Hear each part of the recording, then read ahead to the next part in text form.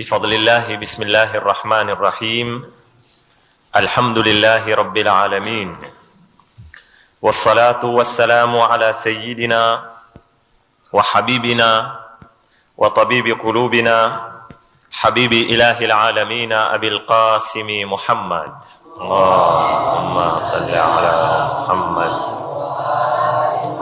وعلى آله الطيبين الطاهرين وأصحابه المنتجبين وعلى جميع أنبياء الله المرسلين.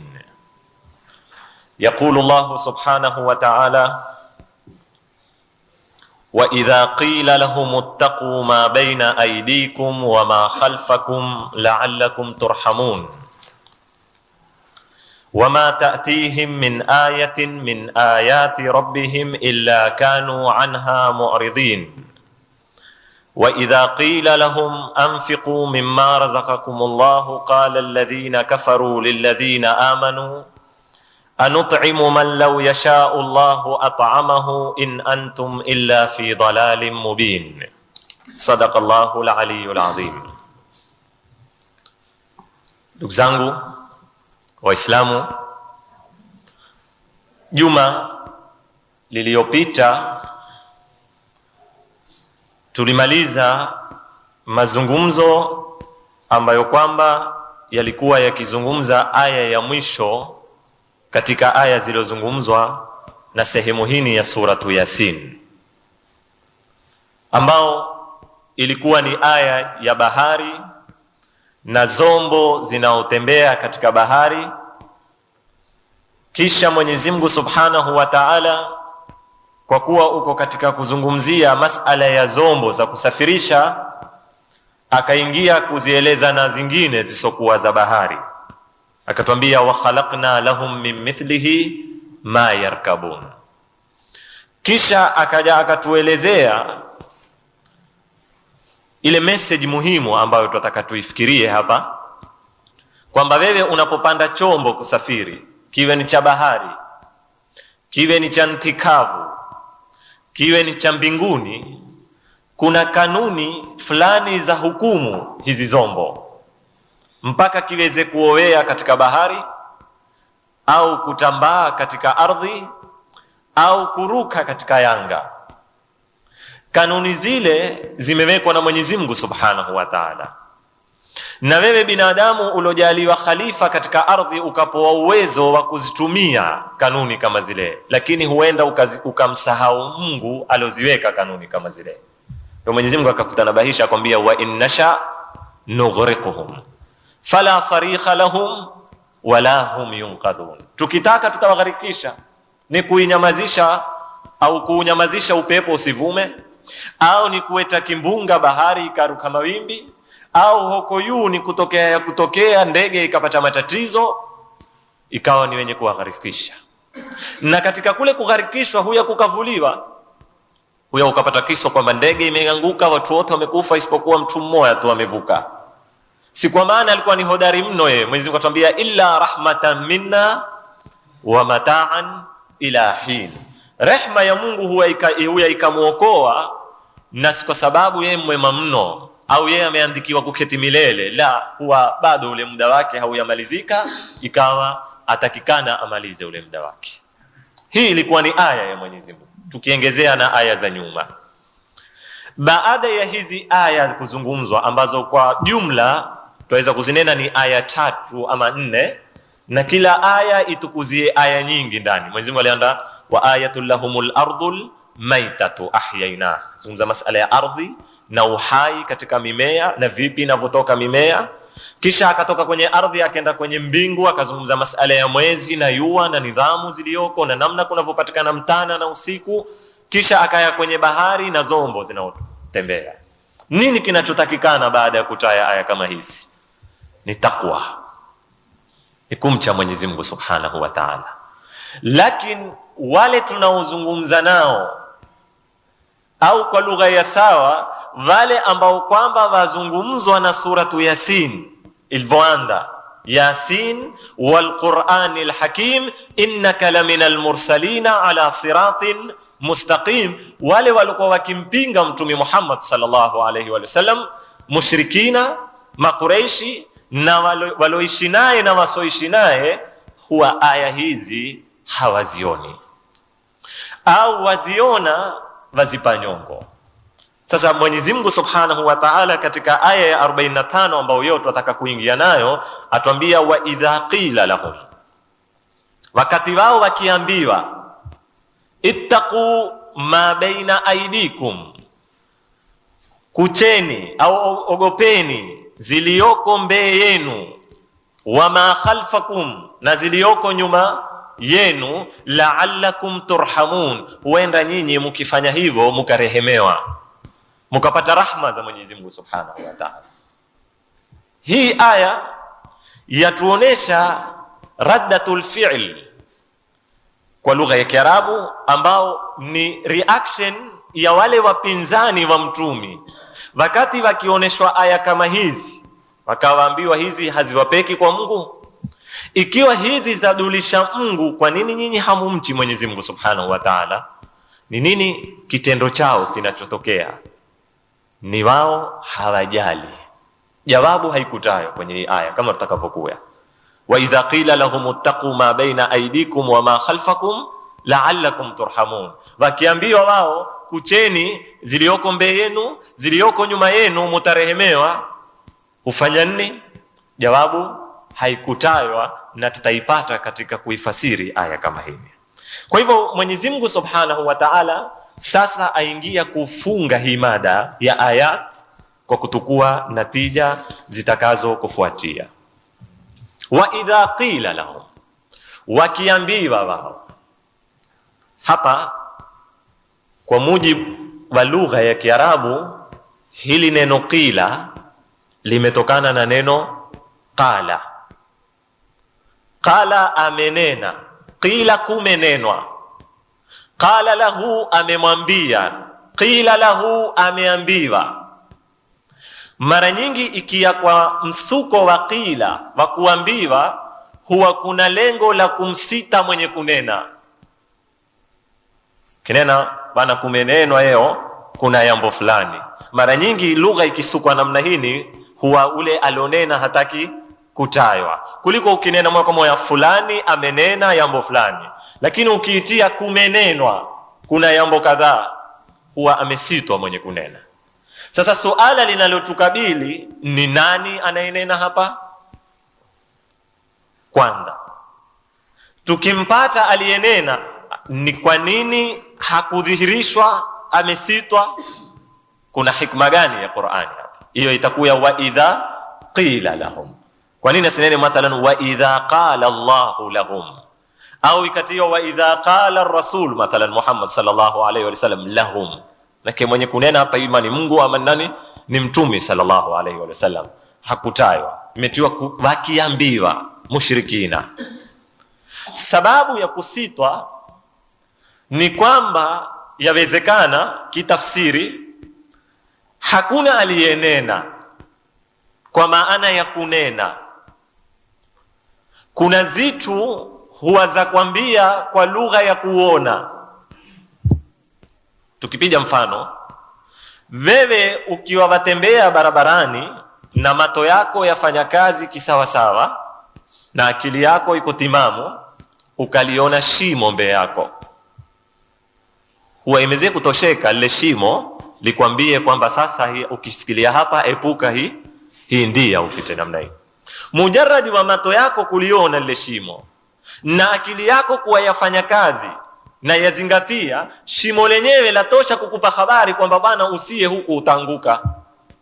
Haina haja ya mtu akwambie shimo hilo, aambiwao shimo hilo ima ntongo au akili haifanyi kazi au ameghafilika kwa kiasi, atembea lakini mato yake hayaoni pale anapokwenda, lakini ambao uko kwenye intibahi ya kisawasawa litatosha lile shimo kumwambia. Sasa Mwenyezi Mungu Subhanahu wa Ta'ala ataka kutufahamisha sisi kwamba ardhi inavomea, jua linavotembea, mwezi unavotembea, mabadiliko ya mtana na ya usiku mnavoyaona mbele ya mato yenu, bahari na hii mifano, aya zote hizi tulizowapa zatosha kuwazozo za wapa habari nyinyi mumche Mungu. Ikiwa mato yenu yaona, ikiwa akili zenu ziko timamu, ikiwa hamukughafilika na hamukuvishwa pazia za kidunia za kuweza kuwafanya nyinyi musiende kwa Mwenyezi Mungu Subhanahu wa Ta'ala. Kiketi tu ukaangalia nidhamu ya maisha hizi aya. Kwa hivyo sababu ya Mwenyezi Mungu kumuondosha mwenye kunena, akanena wa idha qila lahum ittaqu rabbakum au ittaqu ma baina aidikum, ni kwamba hakuna alowaambia kucheni. Hizi aya zilozungumzwa nyuma, ikiwa mwaziona na mumezielewa utenda kazi wake, zatosha kuwatanabahisha nyinyi mwende mkamche Mwenyezi Mungu Subhanahu wa Ta'ala. Wa idha qila lahum, wao wakiambiwa ittaqu ma baina aidikum wama khalfakum, kucheni, kuweni na takwa. Takwa hii si ya kumcha Mungu hapa. Takwa hii ni ya kucha ma baina aidikum wama khalfakum, kucheni zilioko mbele yenu na zilioko nyuma yenu. Sasa haya maneno yalikuwa kama kitandawili kiasi fulani. Vipi tutakucha yaliyoko mbele yetu na tutakucha yaliyoko nyuma yetu? Na mufasirina huwa wakizengea sababu ya kupika wakipata milango kama hini, kukawa kutakhtalifiana. Sasa kila mwanachuoni ajaribu kutoa tafsiri ambayo kwamba itaumana na kueleweka ni nini maana ya kucha zilioko mbele zetu na zilioko nyuma yetu, au kwa ibara nyingine ni nini hiko kilioko mbele ambao tutatakikana tukiche na ni nini ambao kiko nyuma yetu tutatakikana tukiche. Rai ni nyingi sana. Fakhrur Razi, Alusi katika tafsiri zao wamezihisabu rai tele, lakini mimi nimezitagua rai 6 peke yake. Ziko zaidi ya 6 katika tu kufasiri nini ma baina aidikum, ndio itatufahamisha sisi nini maana ya takwa wama khalfakum. Rai ya kwanza yanena kwamba ma baina aidikum, ziliyoko mbele yenu, inakusudiwa ni al-uqubatu dunyawiyya, ni mateso ya kilimwengu, adhabu inaokuja hapa hapa ulimwenguni. Wama khalfakum ni al-uqubatul ukhrawiyya, ni mateso ya akhira. Kwa sababu dhambi unapolifanya la kutesa wewe mara mbili, la kutesa hapa duniani, ingawa twaweza tukayaona mara nyingine na twaweza tusiyaone mateso yake, lakini Qur'ani yatuthibitishia kwamba mateso mingi tunayoyapata hapa ni yale matumo ya mikono yetu, kama ile aya inatuambia dhahara alfasadu fil barri wal bahr. Ufisadi huu hapa si ufisadi wa kuzini wala kunini. Ufisadi ni uharibifu wa uchumi, uharibifu, hakuna mivua, hakuna mipango, hakuna maisha, hakuna senti, mui mkavu. Kwa nini? Bima kasabat au mimma kasabat aidin nas, kwa yale yaliyotumwa na mikono ya watu. Yale makosa tunayoyafanya huya yakatutesa hapa ulimwenguni, na Mungu atuambia liyudhiqahum ba'd alladhi, ayo atakatu kutuondesha baadhi ya adhabu, kuna na adhabu nyingine ya akhira. Sasa hii ittaqu ma baina aidikum, yani ogopeni mateso ya hapa duniani wakati mkifanya madhambi, wama khalfakum, na mateso ya akhira, kwa sababu yako nyuma yatufueti na kilioko nyuma kitakusikilia, lakini si sasa kiao. Hii ndiyo maana ya aya, baadhi ya mufasirina wamenena. Kwa hivyo ma baina aidikum ni mateso hapa duniani, wama khalfakum ni mateso ya akhira. Kwa hivyo maana ya takwa itakuwa ni nini hapa? Maana ya takwa ni kuepuka sababu zinaoeta haya mateso, si kumcha Mungu kwa maana ya kumcha Mungu au kuyacha hayo mateso. Tukiacha mateso hayakuna natija. Wakati wewe unapokucha teso, ni lazima ukiepuke kile kitendo kinachosababisha yale mateso. Ndio maana ya takwa. Na mifano nyuma yote miwili Mwenyezi Mungu ametupa. Tumesoma ashabul qarya, kama mwakumbuka, kwenye juzu ya ngapi? Ya pili ya Yasin. Tumeigawanya sisi kwa juzu. Juzu ya pili tumesoma ashabul qarya, watu wa kitongoji walipekewa mitumi miwili, fa'azzazna bithalithin, wakaongezwa watatu, wakaiza, walifanywa nini? In kanat illa sayhatan wahida, uke mmoja. Yayo ndio mateso ya dunia haya. Tunao mifano ya mitumi mingi. Nabii Allah Nuh, kaumu zake walifanywa nini? Waligharikishwa. Nabii Allah Lut, kaumu zake walifanywa nini? Waligharikishwa, walietewa adhabu. Kwa hivyo tunataka sisi tuepuke zile sababu. Tuangalie Lut, kaumu Lut waliangamizwa wakati walipokuwa wafanya kitendo kichafu ambacho kwamba ndio kilisababisha wao kufanywa nini? Kuangamizwa. Tukiepuke hicho kitendo, ndio tutakuwa sisi ni ittaqu ma baina aidikum, tumekuwa na takwa. Nabii Allah Nuh, kaumu zake waligharikishwa. Kwa nini? Tutafute zile sababu, kwa sababu fulani tuiepuke hiyo sababu, na kadhalika zile adhabu nyingine. Kwa hivyo takwa hapa ina maana ya kukimbia mbali na kuziepuka sababu zinaopekea kuweta gharqa, kuweta adhabu ya Mwenyezi Mungu. Mara kukaingia moto, mara kukaingia kimbunga, mara kukaya zilzali na mifano ya mara kukaingia ndaa. Kuna sababu, kuna maasiya hayachelewi katika kuteswa kwake, upatilizwa hapa hapa duniani kabisa. Moja hadithi yatuambia, tahadharini sana na uququl walidain, kuwakosea wazazi, kuwaasi wazazi ni katika madhambi ambayo kwamba yametahadharishwa kiasi kikubwa, kwa sababu mateso yake hayangoji akhira. Ulipwa hapa hapa na utalipwa kwa wano.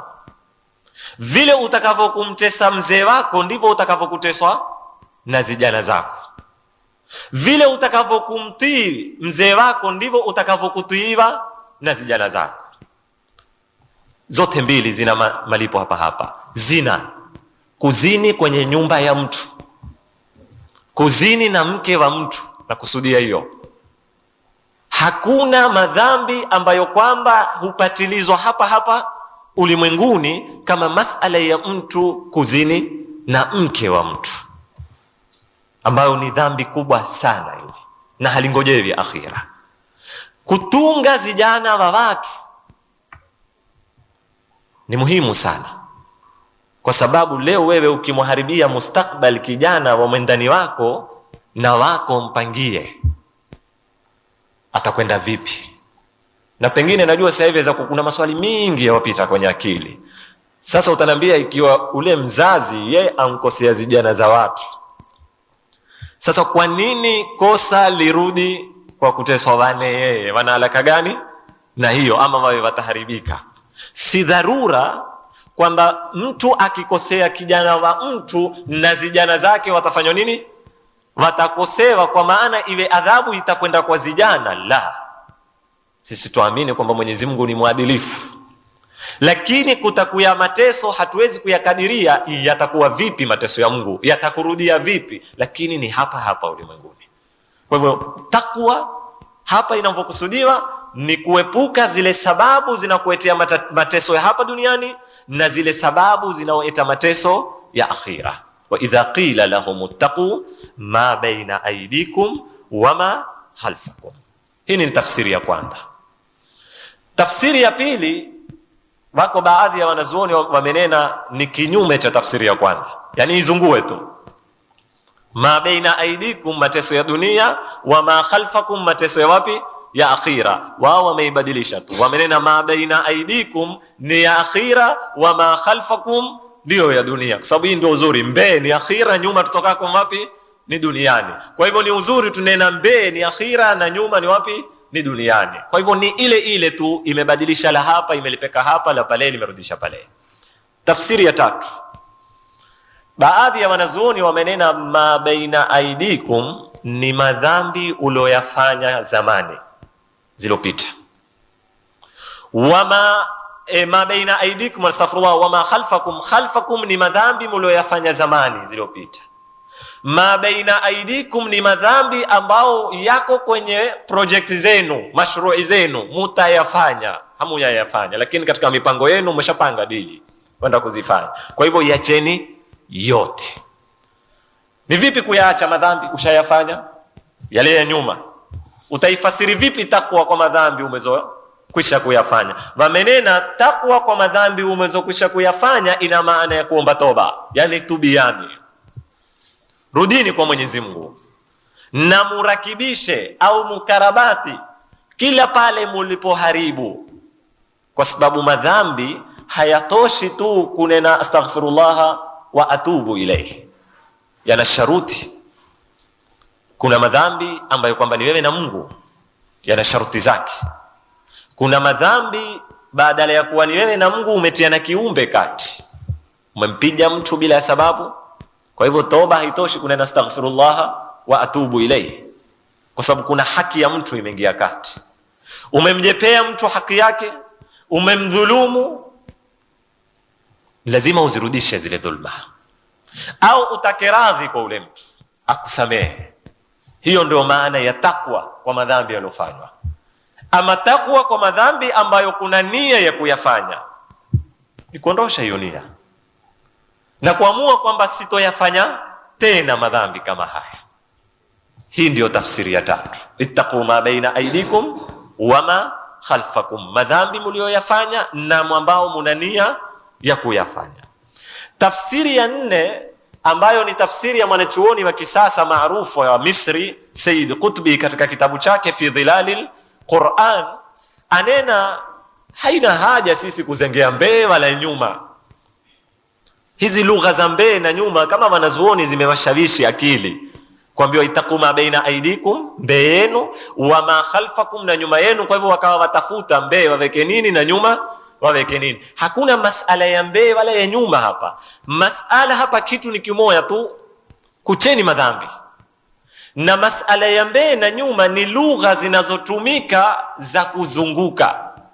Hata nyuma sisi waja'alna min baini aidihim saddan wa min khalfihim saddan faaghshaynahum fahum la yubsirun. Kanena tuliwajengea mbele yao ngome na nyuma yao ngome. Hatuzunguka sisi tukazengea mbele wapi, ni huku iko wapi hiyo ngome ya mbele tuizengee, na ya nyuma upande wa kulia na kushoto hakuna ngome tutakimbia kwa huku.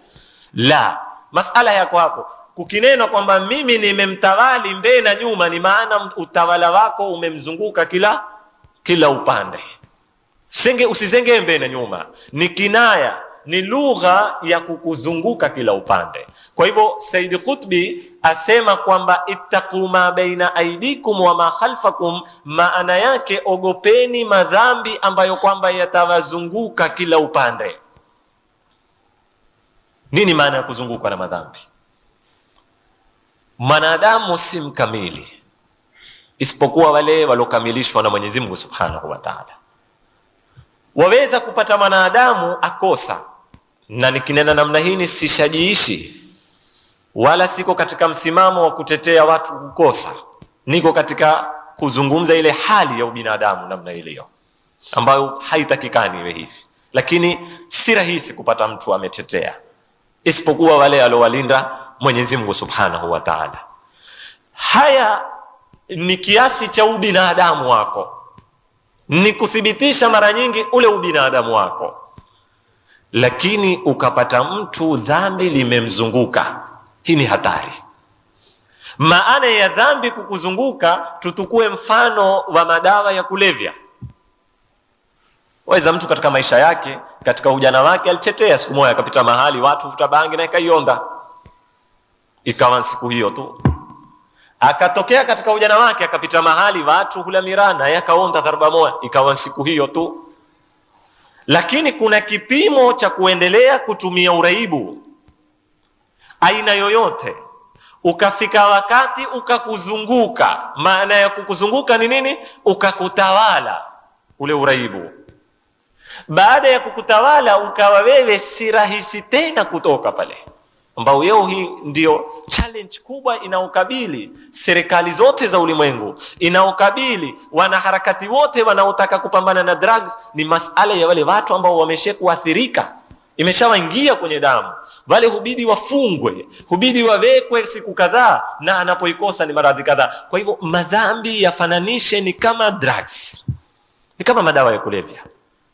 Huya ukafika wakati ukatika kulifanya dhambi likasikilia kwenye kipimo likakuvaa kwenye damu yako, likakuzunguka, likakutukua hisia zako zote na akili yako, mpaka ikabadilika akili yako ikawa sasa yalizengelea zipengele ile dhambi, yazengea namna ya kulitetea na kulihami na kulionesha si dhambi tena, au kwamba mimi mmebidi nifanye namna hili.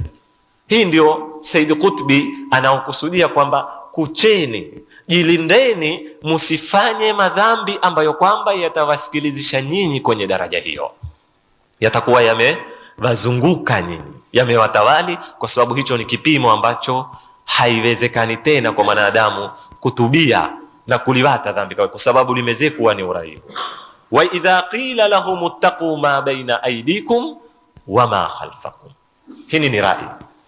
Rai ya tano ni rai ya mwanachuoni wa kitafsiri wa kisasa pia, ngawa amekufa si wa kitambo, naye ni al-Allamatu Tabatabai.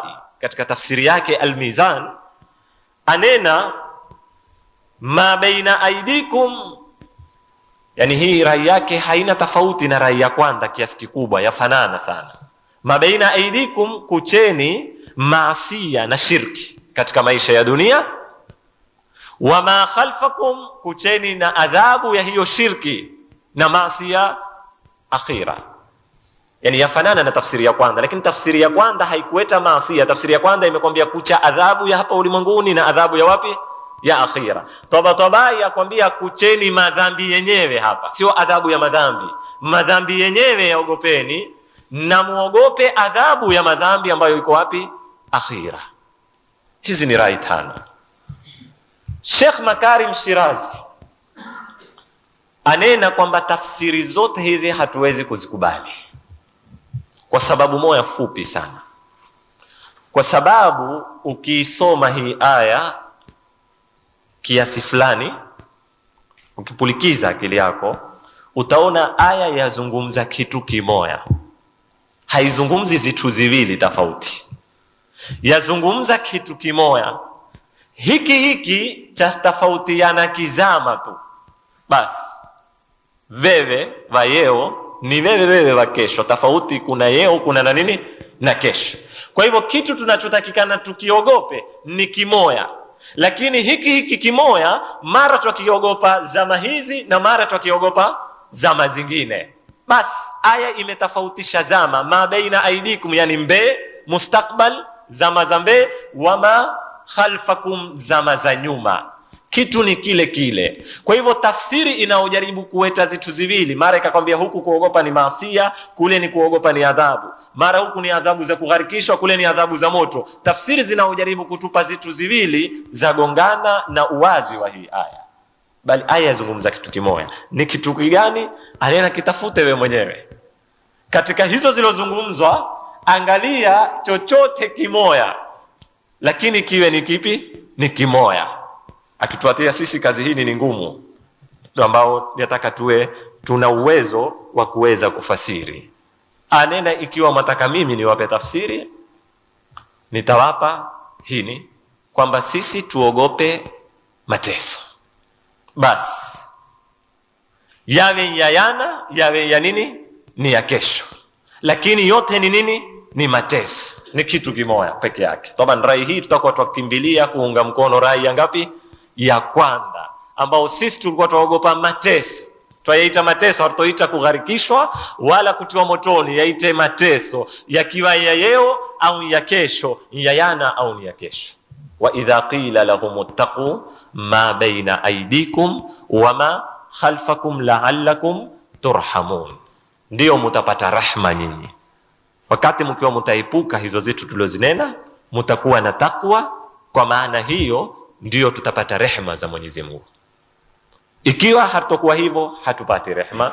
Na madhumuni ya aya kama hii, kuna aya nyingi katika Qur'an ambazo kwamba ziko kama ile walau anna ahla alqura amanu wattaqau la fatahna alaihim barakatin minas samai wal ard. Lau watu wa zijiji wangelimwamini Mwenyezi Mungu na wakawa wanatakwa, basi milango ya mbingu, milango ya ardhi ingefunguka. Ndio hii, mkimcha Mola wenu au mkicha hizo zilioko mbele yenu na zilioko nyuma yenu, la'allakum turhamun, mutapata rehma za Mwenyezi Mungu, mutapata baraka za Mwenyezi Mungu subhanahu wa ta'ala. Lakini hujibuniwa bila shaka kukataa, sababu wanaozungumzwa hapa ni wale mushrikini, wale wapinzani, hupanyongo. Kwa nini haikutajwa hiyo jawabu? Kisha wewe unaotwambia ni kupanyongo, umeiua iye kuwa ni hiyo na haikuzungumzwa hapa? Nikianza na suala la pili, tulifahamu vipi kwamba jawabu yao ilikuwa ni kupanyongo? Ni kwamba hatutaki kuwa na takwa. Ni aya itakayokuya, wama ta'tihim min ayatin min ayati rabbihim illa kanu anha mu'ridin. Imetaja masala ya i'rab, mu'ridin, kupanyongo. Wao hawataki kujali wanaloambiwa, hawataki kujali. Kwa nini halikutajwa? Halikutajwa kwa kuonesha kwamba ni majauri sana, na majawabu walokiyatoa yalikuwa ni maovu sana kwa kiasi Qur'ani ilikuwa haistahiki kuyazungumza. Wakati mtume alipokuwa akiwanasihi, akiwaambia kucheni adhabu, angaliani umma uliotangulia umepata nini ulipokanusha mitumi wao, walikuwa ni mapotofu kwa kadiri ya maneno walokiyatoa ya matango na matusi, yalivyokuwa machafu, yalivyokuwa na jur'a ala Allah, kumkosea adabu Mwenyezi Mungu subhanahu wa ta'ala. Mwenyezi Mungu aliamua kutoyazungumza katika hii aya, akatosheka na kuyanyamalia kwa kuonesha uovu wa majibu yao, namna walivyokuwa wakimjibu Mtume Muhammad sallallahu alaihi wasallam. Na mahala pengine ziko istizaat, tarikhi imetuhifadhia. Wengine walikimwambia sisi hatutakuamini wewe, ukitaka tukuamini mpaka upande mbinguni. Tena masala ya kupanda mbinguni yasiwe kama masala ya miraji, yasiwe ni habari utakuya kutupa kwamba mimi nilikuweko Baitul Maqdis kisha nikapanda mbinguni. La, tukuone namna hii, au kama kutateremshwa ngazi, kutatengezwa lifti, kutatengezwa kitu chochote, tukuone namna hii, au wapanda mpaka umesikilia mbinguni, kisha tukuone warudi na huku utukuzie kitabu umekitia kapani, watoka nacho kwa Mwenyezi Mungu subhanahu wa ta'ala. Hizi ndio zilikuwa zile jawabu zao walizokuwa wakimjibu bwana Mtume sallallahu alaihi wasallam, mfano wa jawabu kama hizi. Kisha Mwenyezi Mungu subhanahu wa ta'ala, baada ya kutuonesha tu mfano huu mdogo, kwamba wao wakioneshwa aya hizi, ardhi, jua, na wakiambiwa sasa rudini kwa Mungu, hukataa. Si hapo tu, tabia yao, kila kitu. Ukawakusanyia aya zote, si wao watakao upande mbinguni? Hata ukapanda ukirudi, si kwa maana watakubali. Si wao wataka antufajira lahumul anhar, maka ni ardhi kavu yenye chaka, haina mai, haimei mimea. Walimchallenge pia Mtume, wakamwambia tupitishie mito huko kwe raha kwa kama Yaman, kwa twalima twa nini. Hata ukafanya hayo pia sio dalili kwao, kwa sababu hawa wameamua kupinga. Ndio Mwenyezi Mungu atuambia wama ta'tihim min aya, hawailiwi wao na aya yoyote na miujiza yoyote na dalili yoyote, min ayati rabbihim, miongoni mwa aya za Mola wao na dalili za Mola wao, illa kanu anha mu'ridin, watazikataa. Kwa sababu tukwani mfano wa Mayahudi, wapinzani ndivyo walivyo. Mayahudi Nabii Allah Musa hakusaza la kuwafanyia, alikuwa mkono akiutia hapa akiutoa hungara kama taa, muujiza. Pakawa bado hawayamini ni mtume. Kaya na simbo kaitupa ikawanyoka, bado hawayamini ni mtume. Wakaya na simbo kagonga kwenye jiwe kukatoka mato ya mai kwa kadiri ya makabila yao, kila kabila likawa na mfereji wake wa kunywa mai, ikawa bado hawayatosheka. Wakawa sasa wataka chakula cha kushuka moja kwa moja kutoka mbinguni wawe hostarehe. Mwenyezi Mungu akawajibu, akawateremshia manni na salwa. Kukawa hakuna kufanywa kazi, hakuna chochote. Leo ukiamka asubuhi na kishebe chako ndio ukakinga kama asali ile na nyuni ushika kwa mikono kila. Wakawa sisi tumechoka chakula kimoja, kila siku chakula ni hiko, fad'u lana rabbaka, nenda kumtuombea kwa Mola wako atupe tena. Wakaanza kuzihesabu minni min fumiha suyu wa adasiha wa basaliha wa qithaiha, tunataka zitunguu, tomato, zibatali, zitango pepeta, si wakahesabu mboga na nini, tumechoka. Wakaambiwa basi kwa mataka hizi hazima jangwani, hizi mtafuata kanuni za maisha, ihbitu Misra, nendani kwenye mii huko mkalime mkanini, hizo zenda kikanuni. Kimiujiza mimi nimewateremshia nini? Mani na salwa. Utakuta walikwenda naye Nabii Allah Musa mpaka mwisho, wakamwambia lan nu'mina laka hatta nara Allah jahra. Walipokuwa wakubaliwa wakamwambia hatutokukuamini sisi mpaka tumuone Mungu, tena tusiomuone ule yao. Hatutaki masala hayo. Maana kuna ile muona ule vipita sasa yao. Umemwangalia uzuri, tunataka tumuone nara Allah jahra. Kwa lugha za kibarazani, yani kinaga ubaga namna hiyo hapo. Uwe wazi Mungu namna hiyo, uso kwa uso, tumuone Mungu huyu, hapo ndio tutakufanya nini? Tutakamini. Hapo ndio sasa walikuwa wamesikilia final. Fa akhadhathum sa'iqa, pijwa wakafa wote pale. Nabii Allah Musa akiangalia sasa haya ni matari, kwa sababu yeye alikuwa ametoka na wale zigogo za umma, ametaua katika kila kabila wale watukufu wake, ametoka nao enda kuonesha miujiza ili kila atakaokuja akiambia kabila lake sawa kutaaminiwa tu, karibu watu 40. Sasa akaona yeye akirudi kule ataambiwa ametoka nao, umekwenda kuwaua wale, yatazidi kumletea matatizo. Ndio akarudi akamwomba Mwenyezi Mungu kwamba wahuishe hawa, kwa sababu yatakuwa matatizo makubwa kule ndako mimi. Wakarudi wakahuisha. Kwa hivyo utaona sera na nyendo za wapinzani hawana dalili zitawakinaisha, kwa sababu wao washajijengea fikra kwamba ni hivi na haki wanavyoitaka wao ni hivi. Ndio Mwenyezi Mungu amwambia Mtume, si masala ya takwa tu wakataa, wama ta'tihim min aya, kuna aya yoyote min ayati rabbihim, katika aya za Mola wao, illa kanu anha mu'ridhin, ila walikuwa wao wazipa nyongo, hataki kuzitambua hizo, kwa sababu Mungu hataki kuzengewa.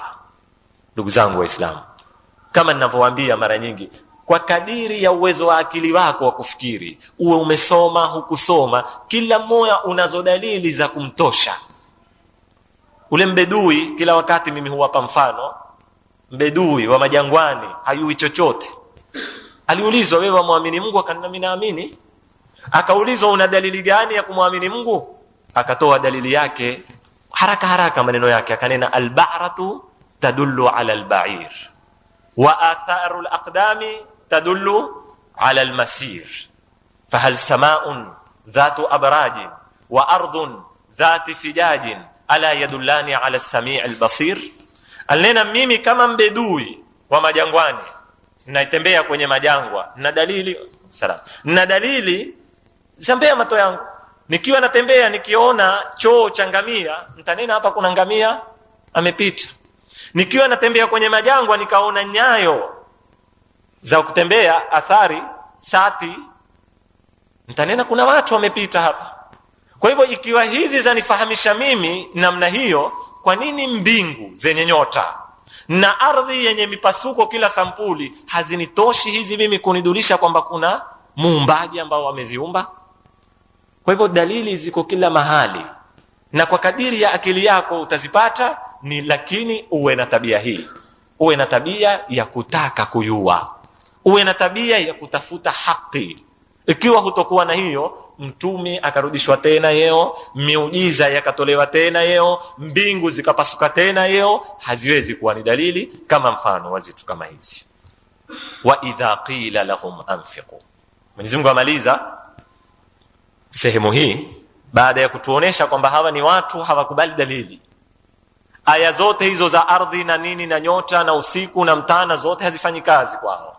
Amekuya hakuna pia hapa, uko tu katika kutuletea katika mfano mwingine, lakini ni mfano muhimu sana. Wa idha qila lahum anfiqu mimma razaqakumullah, wakiambiwa wao toani zile ambazo kwamba Mwenyezi Mungu amefanya nini, amewaruzuku. Taban hapa mwenye kunena nani, kuna khilafu. Nani mwenye kuwaambia? Wanaoambiwa ni mushrikina, ni hawa wapinzani. wakiambiwa toani, wengine hunena ni Mungu ndo anaoambia toani, wengine hunena ni waumini wakati wanapowaambia hawa wapinzani ambao wana senti toani mimma razakakumullah, miongoni mwa zile alowaruzuku Mwenyezi Mungu, huwa wakijibu nao, sikizani, hizi hoja ni muhimu sana, kwa sababu haya mambo yaliyoko kwa wapinzani mara nyingi sisi tunaojiita Waislamu huwa chembe chembe tunazo mara nyingine.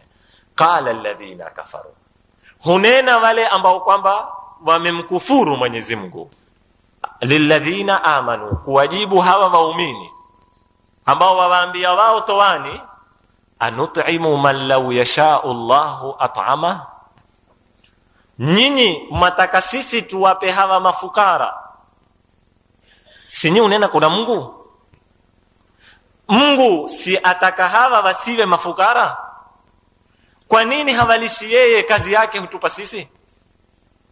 Umeipata hii ni jawabu kwa uzuri. Wajaribu kulenga zitu muhimu sana, na majawabu haya yako kwa makafiri mara nyingi, na sisi tunaojiita Waislamu mara nyingine twapata chembe chembe za kujitetea. Ndio nena le dhambi likikuzunguka huya ukaunda falsafa kila sampuli za kulitetea lile dhambi. Tutukue mifano kwenye Qur'ani. Hawa wakati walipokuwa wakiabudu masanamu, wakiambiwa kwa nini maabudu masanamu, walikijibu Mungu si ataka kuabudiwa yeye? Ikiwa yeye ataka kuabudiwa, si atakalo yeye huwa? Sasa kwa nini hili lisiwe?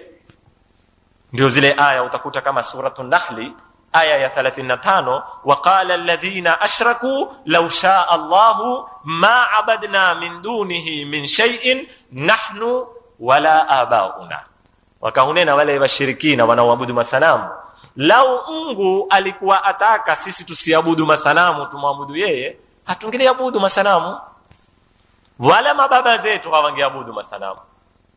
Katika suratul An'am pia Mwenyezi Mungu atuonesha majawabu haya, sayaqulu alladhina ashraku law shaa Allahu ma ashrakna wala abauna, watanena wale waliomshirikisha Mwenyezi Mungu, lau Mungu alitaka hatungeshirikisha. Si nyinyi hunena atakalo Mungu huwa? Si mandia Waswahili kafu hayungi nuni, yule inma amruhu idha arada shay'an an yaqula lahu kun fayakun. Mwenyezi Mungu akitaka jambo ni kuliambia kuwa na likawa. Sasa kafu hayungi nuni ni hili neno la kun, ni mfano muhimu wa Kiswahili. Neno la kun limeundwa na harufu mbili, kafu dhumma na nuni sakna, sio? Sasa kabla wewe waweza kunihisabia watumia nukta moja au nusu ya nukta, sio kuna ngapi tena yagawanywa nukta baina ya kafu na nuni, kuzitanganya hizo kun, kutoka kwenye kafu ukagura kwenye nuni, ni zama gani unazozitumia? Zifupi sana, hata nafikiri sekundi moja ni nyingi sana. Kwa hivyo Waswahili wakwambia neno la Mungu akilitaka kafu hayungi nuni, huwa lishakuwa. Yani wewe ukinena kun ushachelewa, hata kuinena ile kuni yenyewe ni kuchelewesha katika kuwa. Sasa ni vipi? Hizi ni lugha mbovu. Kwanza ni lugha za kukimbia majukumu, kwa sababu ikiwa sisi tufanya madhambi, ikiwa sisi tumshirikisha Mwenyezi Mungu, na Mwenyezi Mungu atulinde tusiwe washirikina, haimaanishi kwamba sisi hatuna makosa tumtupie mpira nani? Mwenyezi Mungu Subhanahu wa Ta'ala. Tunene law shaa Allahu ma ashrakna, kwa sababu Mungu atakalo huwa la. Kidogo mutanipa nafasi tuingie kwenye masala ya kielimu na ambayo yatatusaidia katika kutatua matatizo mingi hata yanayozungumzwa barabarani. Kuna zitu wataalamu wa Kiislamu wakiita irada katika sifa ya Mwenyezi Mungu. Hii kutaka Mungu. Mwenyezi Mungu katika kutaka kwake kumegawanywa sampuli mbili na wanazuoni. Kuna irada yaitwa takwinia, kwamba Mungu akitaka jambo kwa irada hii lazima liwe, kwa sababu anapotaka kwa irada hii hutaka kwa maana ya kuingia yeye kati kwa kutumia nguvu zake, na akitia nguvu zake lazima litakuwa. Hii inaitwa irada takwinia. Kuna irada yaitwa tashri'ia. Irada hii Mungu hutaka jambo, lakini baada ya kulitaka hulitupa kwako mwanadamu, akakuatia uamuzi wa kulifanya na kutolifanya. Niwape mfano kwetu sisi kabla hatuenda kwa Mwenyezi Mungu. Wewe waweza kuwa na mano. Kuna wakati waweza kumwambia mano nataka mai, wataka. Ukamwatia yeye uamuzi wa kuinuka, kutunda gilasi, ende mtungini, ayateke, akuetee. Umetaka wewe, lakini katika kutaka kwako hukumtilia msaada wowote ule kijana katika kulifanya.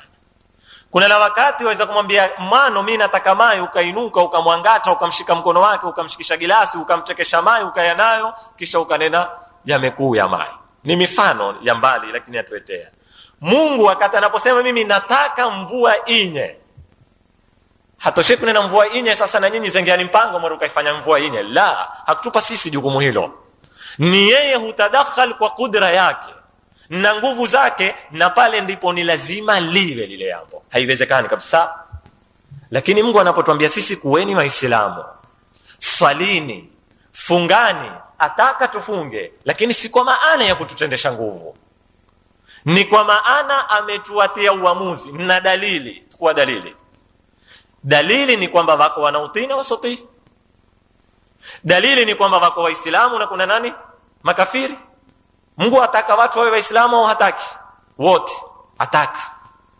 Wako walio makafiri ama hakuna, bali mingi. Kihisabu makafiri mingi kushinda Waislamu. Sasa tutanena basi Mungu hakutaka, kama alikuwa ataka lazima watu wawe Waislamu? La, umetangamanisha wewe. Mahala pa irada tashri'ia umeweka irada takwinia. Mwenyezi Mungu haingii kutulazimisha. Mwenyezi Mungu ataka Waislamu wote waswali. Msute uswali? Wako wasosali au hakuna? Wako wasofunga au hakuna? Wako wasohiji au hakuna? Sasa ni maana sasa Mungu itakuwa hawezi? La, aweza, lakini si katika nidhamu zake. Na mingi katika masala yanautupwa kwamba lau Mungu alikuwa ataka yawe hivi, mbona hayakuwa? Wayako katika msuko hunu wa kujitetea, ambao ni msuko wa hawa wapinzani. Mara nyingi wanena lau sha Allahu ma ashrakna wala abauna. Lau Mungu angelitaka sisi hatungekuwa mushrikina, sisi wala mababa zetu pia hawangekuwa mushrikina, kwa sababu wao wakimbilia vitu kama hizi. Hili ni suala la kwanza. Suala la pili ambao kwamba ni muhimu, ni message tuipata sisi hapa wakati ukiambiwa wa idha qila lahum anfiqu mimma razaqakumullah qala alladhina kafaru lilladhina amanu anut'imu man law yasha'u Allahu at'amahu in antum illa fi dhalalin mubin. Ni mtaka tuwalishe ambao Mungu amataka waliwalisha. Hili ni suala muhimu sana kwetu tulizingatie. Kwa lugha nyingine ni maana hawa wataka kujalia huu ufukara, hili tatizo la ufukara na umaskini, wataka kulijalia ni tatizo la mbingu, si tatizo la ardhi. Kwa lugha nyingine, huku kujitetea kwao, wataka kujalia kwamba masala ya kuweko maskini na kuweko mafukara ni Mungu, si sisi. Ndio maana ninaponena ni tatizo la mbingu, si tatizo la ardhi.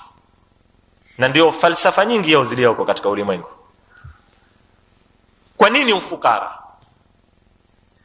Kwa nini yao kuwe na mafukara? Challenge kubwa yao katika ulimwengu. Jumuiya kadhaa zimeasisiwa, kila serikali yakabili challenge kama hii. Vipi tutapambana na ufukara? Ndio wale wengine wanena ni auzu tabia, kwamba nature yao imekuwa fukara, haitupi inavyotosha. Kwa sababu gani? Population ya watu yainuka kiasi kikubwa kuliko na mazao ya nature yanayotoa. Ardhi yaweza kutoa gunia 100 za mahindi. Gunia 100 za mahindi zaweza kulisha watu 1000, lakini ukiangalia watu wanavyozaana, huzaana zaidi ya mapato ya tabia. Sasa tatizo la nani? La mbingu. Ndipo kukaya hii masala ya family planning, lazima watu wapunguze kuzaa kwa sababu ukuaji wa population haulingani na pato linaopatikana katika nature. Hizi zote ni falsafa zimejengwa kwenye kulijalia ufukara ni tatizo la mbingu, si tatizo la ardhi. Lakini Uislamu hauamini hivyo kabisa. Uislamu waamini tatizo la ufukara ni tatizo letu sisi wanadamu, na nature, ardhi Mwenyezi Mungu ametupa, iko na uwezo wa kutupa kila tunachokitaka. Tatizo liko wapi? Kwenye kuzigawanya. Hakuna uadilifu. Kwenye kuzipekesha hakuna uadilifu. Yeo jamanini, ndugu zangu Waislamu, tukitaka kuya kwenye masala haya kwa mifano, na natahadharisha nisifahamike makosa kwenye mifano nitakao kuipiga.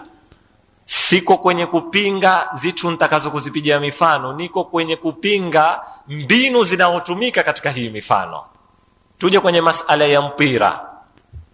Bila shaka mpira ni kitu cha kawaida, lakini nyinyi ziangalieni zile senti zinazotumiwa leo kwenye mpira. Angaliani leo mtezaji anavonunuliwa kwa pesa kiasi kikubwa sana. Zawadi zinazowekwa leo kutuzwa kwenye mitezo, pesa leo, kila dola ina wizara kamili ya mitezo na yatenga sehemu kubwa katika bajeti yake kushughulikia mitezo, katika kipindi ambacho kwamba ndani ya serikali ile ile inaweka wizara ya mitezo na ikatoa pesa kiasi kikubwa kile, kuna ufukara kiasi kikubwa ambao kwamba haushughulikiwi. Siko kwenye kunena tuondosheni mitezo, kwa sababu mitezo na riadha kama nilivyowaambia ni sehemu muhimu katika maisha ya mwanadamu, lakini ziangalieni pesa zinavyotumika. Hiyo nini jamaa? Stoshi ndoyo umwangalie mwanadamu anavopigana, uko katika siba, uko katika competition ya kila mmoja ataka kuunda silaha ya kuangamiza zaidi, ambao silaha ile moja inaoundwa ikiwa ni kitwa kimoja tu cha nyuklia. Jiulize ni pesa ngapi, ni milioni ngapi za dola zinaotumika kukiunda kitwa kimoja tu cha nyuklia kwa ajili ya kumwangamiza mwanadamu. Pesa zile zilikuwa zaweza kutumika wapi? Ni mifano yapitika mbele ya macho yetu, na nyinyi mwaweza kuwa mamiliki mingine zaidi kunishinda mimi muyayasi. Kisha ulimwengu huu twalia ufukara, na kila ukifungua gazeti, kila ukifungua zombo za habari, waziona pesa zinavotezewa na zinavopekwa kwenye mambo ambayo kwamba ima ya kipuzi au si ya dharura kiasi hiko, au hayahitaji kutumiwa pesa kiasi hiko. Iwe yeo mtu kwa ajili tu ya kuteza mpira aweza kulipwa sijui ni milioni ngapi au ni mabilioni, hata sizielewi hisabu, kwa ajili ya kuteza mpira. Basi kwa wapi zipimo, ndugu zangu Waislamu? Sasa hawa wataka kukimbia jukumu hili, wao wafanye wanalotaka, kisha wakipekwa kwenye masala toani. Bwana, sisi si tatizo la kutoa, si tatizo la kugawanya pesa, tatizo ni mbingu, tatizo ni Mungu. Kiwa yeye ameita mafukara na maondoshe yeye na maite senti si atakavapoe wale. Wa idha qila lahum anfiqu mimma razaqakumullah, wakiambiwa wao toani, tena si zote toani, la, angalia aya iko daqiq, mimma, min, baadhi, kichache katika kile alichowapa Mwenyezi Mungu Subhanahu wa Ta'ala. Yeo mabenki pesa zimeyaa, watu wamezigandisha, pesa zatumiwa kwenye malengo ya kipuzi, kila mmoja hataki kuangalia matatizo ya mwendani wake. Ile mimma tu razaqakumullah, katika tu kile alichowaruzuku Mwenyezi Mungu.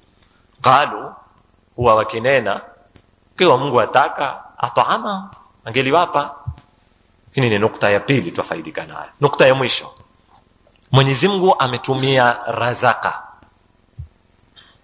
ambao riziki katika lugha ni pana zaidi kuliko mali au chakula au kitu kingine. Hakunena toani katika mali, hakunena toani chakula, amenena anfiqu mimma razaqakumullah. Mungu aweza kukuruzuku senti, Mungu aweza kukuruzuku elimu, Mungu aweza kukuruzuku power ya kisiasa, Mungu aweza kuruzuku kitu chochote ambacho kwamba wewe waweza kukitumia katika kuhudumikia Waislamu, iko wataka kina sadaka yake chataka kutolewa. Sadaka ya elimu ni kuitoa elimu, sio pia utatumia zipengee kwamba mimi bwana Mungu alitaka niue nimeyua, na nyinyi Mungu akitaka muyue mutayua. Au wale mtu akiambiwa somani bana, sema bana ziwate bana, zimeze kupangwa, ikiwa tumejaliwa tutayua, hatukujaliwa hatuyui. Fuata zitu kadhaa, huwa ni lugha hizi.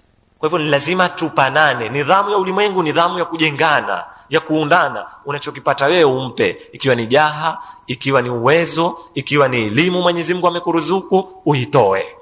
Yoyo anfiqu mimma razaqakumullah. Imekuja kwa riziki, haikuja kwa mali peke yake, wala kwa chakula, wala toa ni nguo. Lakini jawabu yao huwa wakijibu sisi hatuwezi, na in antum illa fi dhalalin mubin.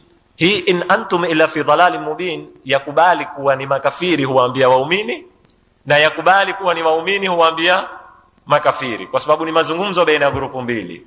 Ima makafiri huambia nyinyi mapumbavu mno, basi kumwabudu Mungu ambao huwa hata na ufukara wenu, ikiwa tutaifasiri kutoka kwa makafiri. Ikiwa tutaifasiri kutoka kwa waumini, itakuwa in antum illa fi dhalalin mubin. Nyinyi wapinzani, kwa fikra hiyo mlionayo, mko katika upotevu mkubwa, kwa sababu sio nidhamu za Mwenyezi Mungu Subhanahu wa Ta'ala alizozipanga katika kuendesha maisha ya hapa duniani. وإذا قيل لهم اتقوا ما بين أيديكم وما خلفكم لعلكم ترحمون وما تأتيهم من آية من آيات ربهم إلا كانوا عنها معرضين وإذا قيل لهم أنفقوا مما رزقكم الله قال الذين كفروا للذين آمنوا أنطعم من لو يشاء الله أطعمه إن أنتم إلا في ضلال مبين. Paka hapa ndugu zangu Waislamu, tutakuwa tumeafikiwa kumaliza sehemu ya tatu yetu, ambao sisi tunanena suratu Yasin tutaigawanya sehemu ngapi?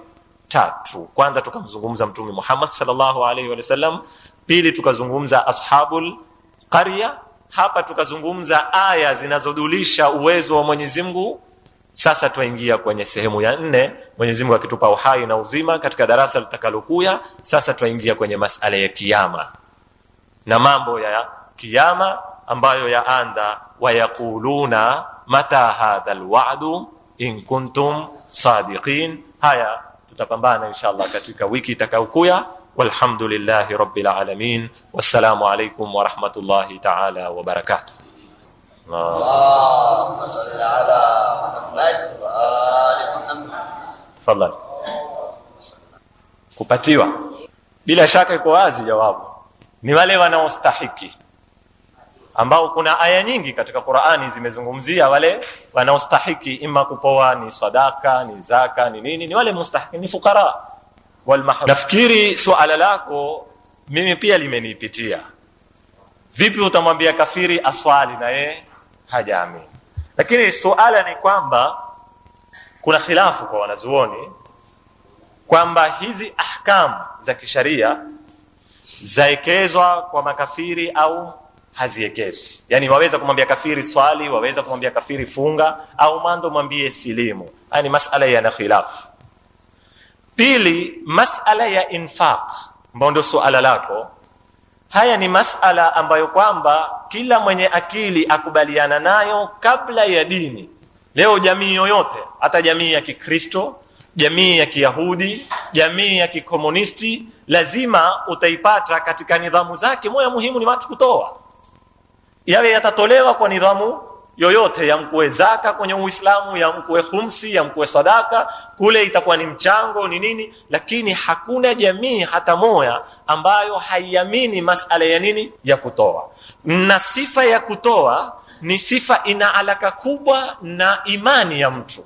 Kwa hivyo yawezekana kutumiwa mfano wa infaq, na wanaohutubiwa ni mushrikin, ni kwa katika mlango kwamba haya ni masala yako wazi ya kijamii, hayataki sharia, kwa sababu jamii yoyote hawa, hata katika jamii za kikafiri hawawezi kutoa, kwa mujibu wa suala lako.